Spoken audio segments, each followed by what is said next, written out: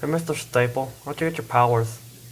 Well, Joey was sitting there playing video games when one day he got bit by a radioactive stapler.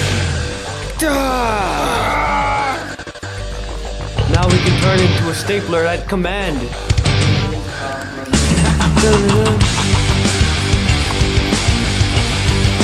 And now he has powers like stapling paper, hammering the wall with staples, being dissected, and being butt scratched. No way, what kind of villains do you have?